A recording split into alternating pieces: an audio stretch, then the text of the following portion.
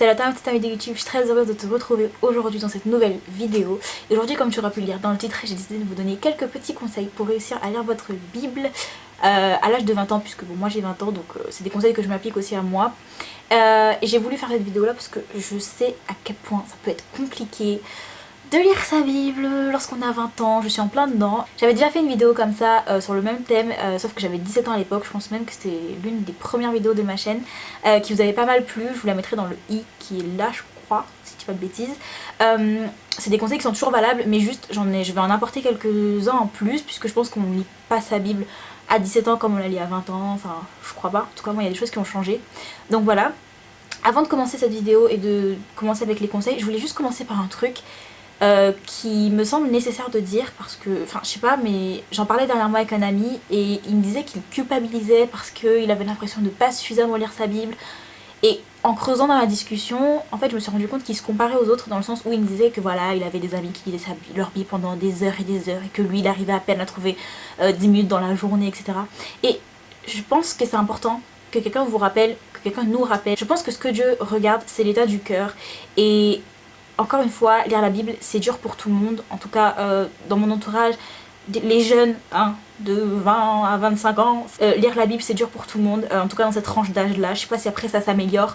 Mais dans le monde dans lequel on vit, surtout quand on est jeune, il y a 1,5 milliard de choses dans une journée qui sont là pour nous distraire, dissuader de lire la Bible. Donc je pense que je vais commencer cette vidéo en vous disant c'est ok, vous n'êtes pas tout seul dedans et surtout arrêtez de vous comparer aux autres, ok. Si votre collègue il lit la Bible 2 heures par jour, tant mieux pour lui, gloire à Dieu. Mais si toi juste t'arrives à donner 10 minutes dans ta journée, bah optimise tes 10 minutes plutôt que de te culpabiliser avec les 2 heures que tu n'auras pas pu donner. Et même je vais aller plus loin, plutôt que de donner 2 heures médiocres, plutôt donner 10 minutes où tu vas vraiment être à fond dedans, où ton cœur il va être à l'écoute de Dieu et où tu vas vraiment te donner, plutôt que d'essayer de faire 2 heures de lecture et à la fin des 2 heures t'auras rien retenu, t'auras rien appris.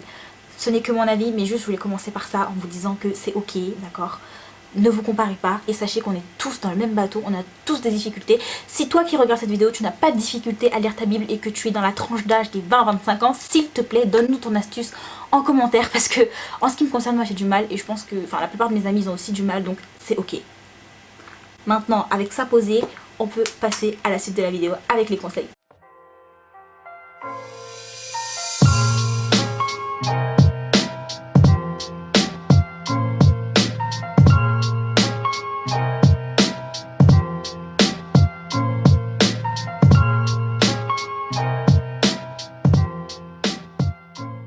La première chose que je pourrais vous conseiller dans la lecture de la Bible, c'est de vraiment... En fait, le but, c'est d'essayer de créer une habitude. Je pense que le corps humain, il marche par ça. Il y a des bonnes, il y a des mauvaises habitudes. Les mauvaises habitudes sont plus difficiles à lâcher que de bonnes à prendre. Je sais pas si vous voyez ce que je veux dire. Mais en gros, le but, c'est d'inclure la lecture de la Bible dans votre routine quotidienne. Donc c'est pour ça que commencez directement avec 2 heures si vous n'avez vraiment pas l'habitude. Ça va pas rentrer... Vous allez le faire une fois, 2 fois, mais après...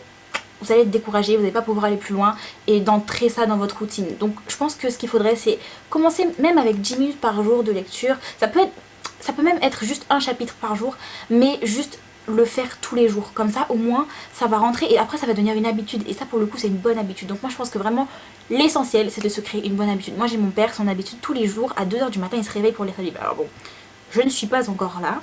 Je sais même pas si un jour j'arriverai à être à ce niveau-là, lire sa Bible à 2 h du matin. Mais je pense qu'au début c'était pas simple pour lui, tu vois. Mais c'est une habitude qui s'est donnée et je pense que c'est la clé en fait. Il faut juste se créer l'habitude de lire la Bible chaque jour. Une fois que ça sera ancré dans votre routine, après ça ira tout seul. La deuxième chose que je peux vous conseiller, c'est de prendre des notes. Oui, bon, ça peut paraître bateau dit comme ça, mais c'est quelque chose que j'ai du mal à faire parce que moi, déjà la lecture c'est compliqué pour moi, j'aime pas trop ça. Voilà, pour quelqu'un qui aime bien parler et écrire, c'est assez contradictoire, mais j'aime pas trop lire. Et du coup, c'est vrai que j'oublie souvent de prendre des notes. Et le problème, c'est qu'après, pour réutiliser, pour se rappeler, c'est compliqué parce que...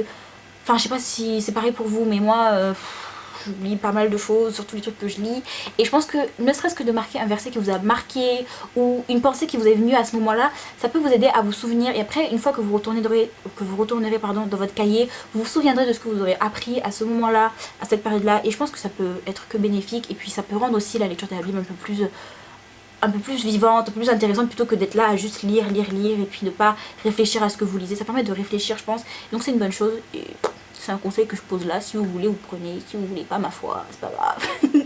Ok, la troisième chose, et c'est une chose qui m'a vraiment aidée, c'est, il y a des, je sais pas si vous connaissez l'application, ben si, enfin je pense que tout le monde connaît cette application, mais l'application YouVersion, enfin c'est l'application de la Bible, c'est YouVersion, oui, je vous mettrai une petite photo et je vous la mettrai en barre d'infos si c'est possible, mais en fait cette application là elle est juste incroyable, je pense que vous le savez, mais si vous ne savez pas je vous le dis, elle est incroyable.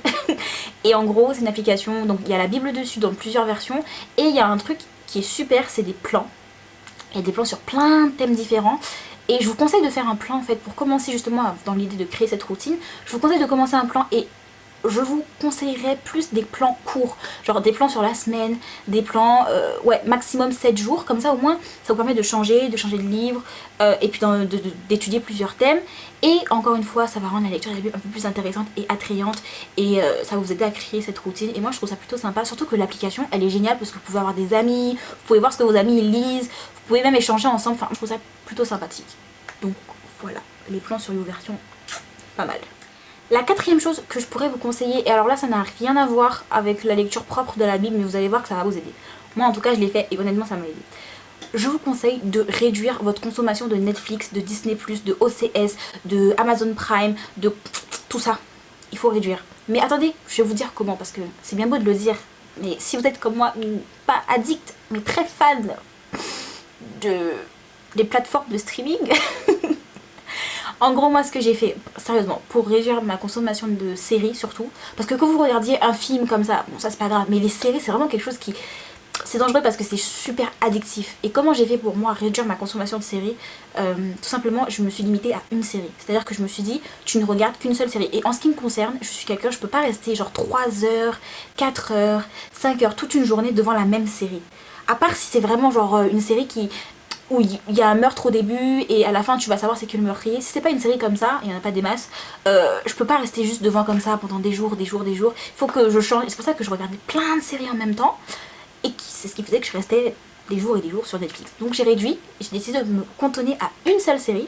Si ça marche pour vous, faites-le, sinon limitez-vous, donnez-vous un nombre d'épisodes limité, genre 2 épisodes par jour ou alors un film par jour, limitez-vous, et encore une fois ne vous comparez pas aux autres parce qu'il y aura toujours quelqu'un qui vous dira oh tu regardes 2 films par jour mais c'est énorme. Ouais ben écoute, 2 films peut-être c'est énorme pour toi, mais moi c'est juste incroyable que j'arrive à regarder que 2 films, tu vois.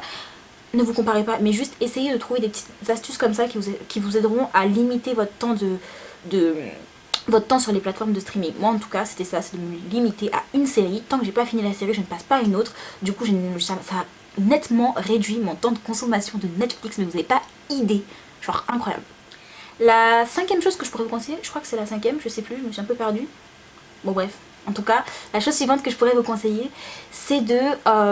alors moi je sais que j'ai du mal avec la lecture dans le sens où je suis quelqu'un, et je pense que c'est une trace de la prépa, vu qu'on a énormément de choses à lire, j'ai pris l'habitude en fait de lire en diagonale, c'est à dire que je lis le truc mais rapidement et à la fin je sais même pas ce que j'ai lu pour vous dire la vérité, et du coup pour éviter ça, en tout cas dans mon cas, ce que je fais c'est que je vais sur Spotify.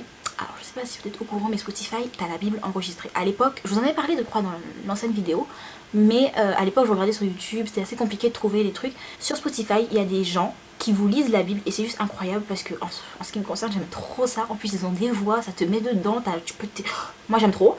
Donc je vous conseille de faire ça, d'écouter la Bible. Je vous avais déjà donné ce conseil là à la dernière vidéo. Ce que je rajoute à ça c'est juste de ne pas simplement écouter, mais c'est aussi de prendre votre Bible pour le coup, et pendant que la personne lit la Bible, vous suivez avec cette personne là, comme ça encore une fois ça aide à méditer un peu plus et ça va vous aider à retenir en fait ce que vous apprenez plutôt que d'être juste là à écouter. Donc ça peut être aussi un petit tips que moi j'aime bien en tout cas quand j'ai la flemme de lire, quand j'ai vraiment pas envie, pas forcément la Bible, hein, même juste lire, des fois ça me donne la flemme, j'ai pas envie, mais ça franchement ça m'a aidé.